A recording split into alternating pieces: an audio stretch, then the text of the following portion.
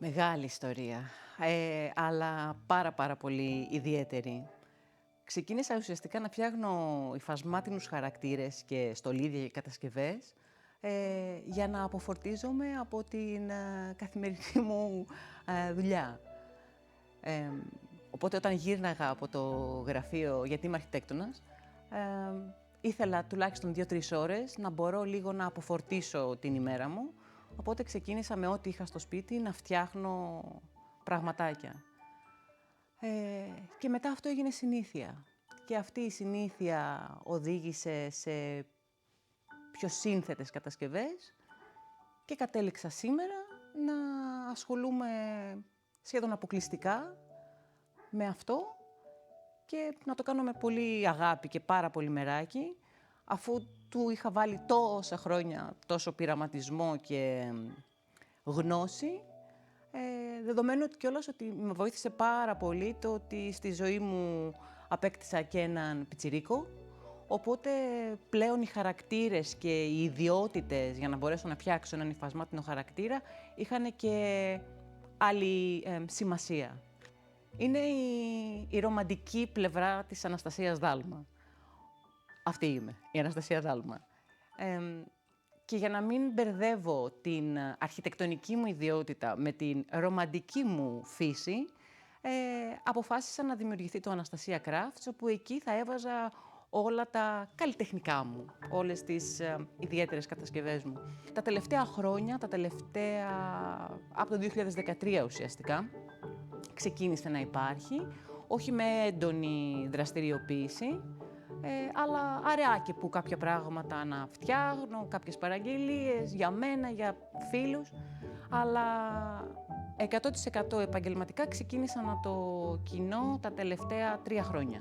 Η αρχή για το Αναστασία Crafts ουσιαστικά ήταν η τεράστια ανάγκη μου να μπορέσω να διοχετεύσω όλη αυτή την δημιουργικότητα που είχα μέσα μου και να μπορέσει να βγει προς τα έξω. Είτε αυτό έχοντας κάποια οικονομική απολαβή, είτε απλά φτιάχνοντάς το για να μπορέσω εγώ να απεγκλωβιστώ. Ξεκίνησα με μέταλλο, με ξύλο, με τα πάντα, κάνοντας πολλές κατασκευές. Απλά κατέληξα να χρησιμοποιώ το ύφασμα γιατί θεωρούσα ότι μπορώ να δώσω καλύτερα μορφή, οπότε και πάλι το αρχιτεκτονηλίκι έμπαινε μέσα στην κατασκευή μου.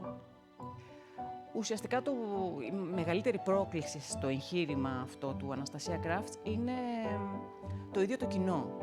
Εάν δεν υπάρχει ζήτηση και αν δεν υπάρχει και έμπνευση, το κοινό δεν ζητάει πράγματα, οπότε και οι crafters δεν μπορούμε να κάνουμε πράγματα. Οπότε θεωρώ ότι το ελλαδικό κοινό τα τελευταία χρόνια έχει αναπτύξει μια τεράστια αγάπη πάνω σε αυτά τα πράγματα, στα handmade, οπότε κάτι το οποίο δεν ήταν τόσο διαδεδομένο τα προηγούμενα χρόνια, έχει γίνει πλέον advantage, ένα πολύ θετικό στο να ανοίξουν και να δραστηριοποιούνται περισσότεροι με τα arts and crafts. Σκεπτόμενοι το πρώτο παιχνίδι που έφτιαξα, ήταν ένας υφασμάτινος χαρακτήρας, τον οποίο έκανα δώρο στην καλύτερη μου φίλη. Και ήταν για τη γιορτή της, γιατί γιορτάζει Χριστούγεννα, είναι βασιλική. Λοιπόν, ήταν με τον πιο απλό τρόπο ραμμένο, γιατί τότε δεν είχα εξελίξει καθόλου τεχνικές. Και θυμάμαι τότε την συγκυρία ότι κοινός γνωστός είδε αυτή την κατασκευή και μου είχε προταθεί, χωρίς να έχει δει δουλειά μου, να κάνω μία σειρά υφασμάτινων χαρακτήρων για μεγάλη αλυσίδα βιβλιοπωλείων και χώρων πολιτισμού στην Ελλάδα και ουσιαστικά ήταν το έναυσμα για να το πάρω και πολύ σοβαρά. Το τελευταίο παιχνίδι, απ' την άλλη που έφτιαξα, είναι μόλις αυτό το Σαββατοκύριακο και είμαι πολύ χαρούμενη γιατί έφυγε νεράκι πραγματικά. Είναι ένας υφασμάτινος χαρακτήρας κοντά στα 80-85 εκατοστά για ένα μπόμπιρα, ο οποίος είναι μόλις 1 μήνα και το παρήγγειλε η θεία του. Ο Μιλτιάδης, τον ελάτρεψα. Και σκεπτόμενοι τώρα το πρώτο που έφτιαξα και το τελευταίο, Είναι σαν να το έχει φτιάξει ένας εντελώς διαφορετικός άνθρωπος, αλλά στο μυαλό μου όλη αυτή η πορεία είναι μόνο με αγάπη. Είναι πάρα πολύ ωραίο όταν τελειώνουν τα πράγματα και τα προωθώ ή στέλνω φωτογραφίες πριν τα αμπαλάρω για να τα στείλω, οι αντιδράσεις των ανθρώπων που τα παραλαμβάνουν ή που τα έχουν παραγγείλει για τους αγαπημένους τους. Συνήθως μαμάδες και μπαμπάδες λατρεύουν το αποτέλεσμα και μου μιλάνε με πάρα πολύ ωραία λόγια. Τόσο που με κάνουν να θέλω να συνεχίσω αυτό που φτιάχνω και να το εξελίξω. Το Αναστασία Crafts είναι η Αναστασία Δάλμα. 100% όλο μόνο του. Εντάξει, έχω ένα μαγικό βοηθό, ο οποίος είναι τα τελευταία 3,5 χρόνια ενεργός στη βοήθεια, και είναι ο γιος μου. Η βοήθειά του είναι πολύ σημαντική, μου δίνει έμπνευση, που είναι η πιο σημαντική. Αν και τώρα τον έχω βάλει λίγο στην παραγωγή και κόβει κορδελάκια, κλωστούλες.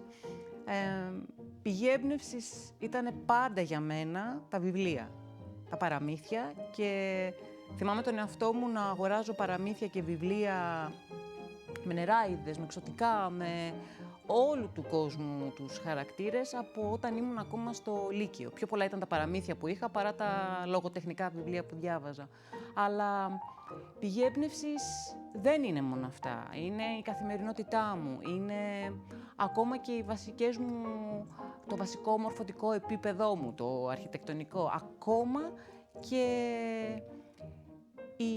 τα χαρακτηριστικά που θα μου δώσει κάποιος για να φτιάξω ένα χαρακτήρα. Η διαδικασία ενός υφασμάτινου χαρακτήρα ξεκινάει, έχει 2 στάδια. Πρώτο και βασικό, εάν πρόκειται για ένα χαρακτήρα που φαντάζομαι εγώ και τον φτιάχνω, και ένα δεύτερο, εάν είναι μία παραγγελία, οπότε θα πρέπει να ζητήσω εγώ κάποια στοιχεία για να μπορέσω να εμπνευστώ.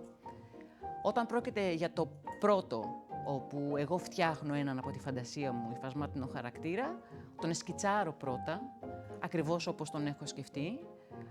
Εάν έχω κάποια υφάσματα μπροστά μου, μπορεί να τα σκέφτομαι παράλληλα όσο τον σκιτσάρω. Ιδάλλως, αφού τελειώσω το σκιτσάρισμα, επιλέγω τις πρώτες ύλες που θα τον πλαισιώσουν. Και μετά, με πολύ ωραία μουσική, χωρίς λόγια και αρκετό τσάι, ξεκινάει η δημιουργία. Υφάσματα, βαμβακερά και άλλου είδους πρώτες ύλες, κλωστές. Συνήθως παίρνω βαμβακερές για να έχουν και άμεση επαφή με τα παιδιά, να είναι καλά προστατευμένα. Χρησιμοποιώ πολυεστερική ίνα για να μπαίνει μέσα σαν μαξιλαράκι φλάφι. Και βασικό πλέον tool στην διαδικασία είναι η ραπτομηχανή μου. Ήταν δώρο από τη μαμά μου πριν από μερικά χρόνια, γιατί με έβλεπε να ράβω μόνο με τα χέρια και κατάλαβε ότι είχα προοπτική πάνω σε αυτό το πράγμα.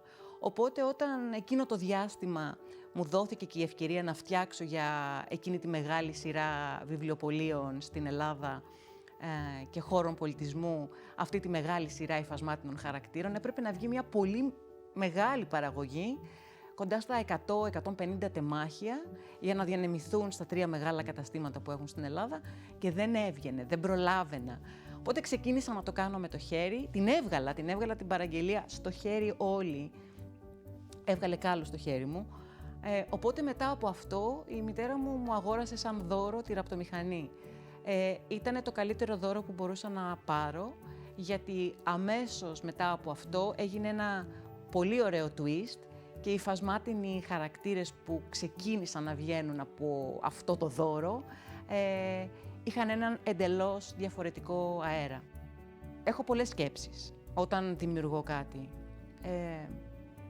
Συνήθως επικεντρώνομαι στα στοιχεία στα οποία θέλω να βάλω μέσα στον χαρακτήρα. Αν είναι κάτι το οποίο έχω φανταστεί εγώ, εκεί μπαίνουν τα συναισθήματα που νιώθω την ώρα που τον σκιτσάρω. Όταν μπαίνει στην παραγωγή του για να τον φτιάξω, προσπαθώ να μην σκέφτομαι. Γι' αυτό και βάζω μουσική που δεν έχει λόγια και έχω συντροφιά το καναρίνι μου, το μελούκο. Η μεγαλύτερη ανταμοιβή που μπορώ να πάρω είναι ότι αν έρθει ένα παιδάκι το οποίο κάποια στιγμή μεγαλώνοντας έχει πάρει μία κούκλα από εμένα ή έχει ήδη πάρει και εμφανιστεί και είναι μεγάλο παιδί και έρθει και μου την δείξει και νομίζω ότι θα κατουρηθώ από τη χαρά μου. Βέβαια είναι πάρα πολύ ωραίο, πάρα πολύ ωραίο, έχοντας το γιο μου Ίκαρο στο πλάι μου, να βλέπω πώς οι ανάγκες των παιδιών αλλάζουν και τι ζητάνε καθημερινά. Και για μένα είναι πραγματικά ένα πολύ μεγάλο μάθημα και ένα πολύ μεγάλο σχολείο το να έχω τον μικρό βοηθό μου στο πλάι μου. Φτάνουν στιγμές που του δίνω ψαλίδι και κόβει κορδελάκια, φασματάκια, γιατί θέλει και εκείνος να φτιάξει φασμάτινο χαρακτήρα. Είμαι η Αναστασία Δάλμα. Είμαι μαμά ενός 5χρονου μπόμπιρα και γυναίκα ενός εξαιρετικού καλλιτέχνη. Είμαι αρχιτέκτονας που δεν θα άλλαζα ποτέ και τίποτα ό,τι έχει συμβεί στην ζωή μου μέχρι τώρα. Κουραστικό δεν είναι. Κουραστικό μπορεί να είναι σωματικά, γιατί όταν πέφτει πολλή δουλειά, συνήθως Χριστούγεννα και Πάσχα, όπου είναι η περίοδος αιχμής που θέλουμε να κάνουμε δώρα σε αγαπημένους μας, όλοι τρέχουν ακόμα και τελευταία στιγμή. Και επειδή δεν θέλω κανένας να μείνει χωρίς δώρο, μπορεί όντως να ξενυχτήσω και να ράβω και να ράβω και να ράβω. Αλλά αυτό εμένα με γεμίζει.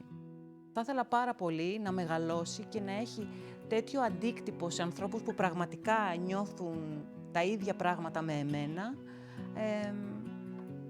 και να αποκτήσουν όλοι έναν υφασμάτινο χαρακτήρα φτιαγμένο από τα χεράκια μου.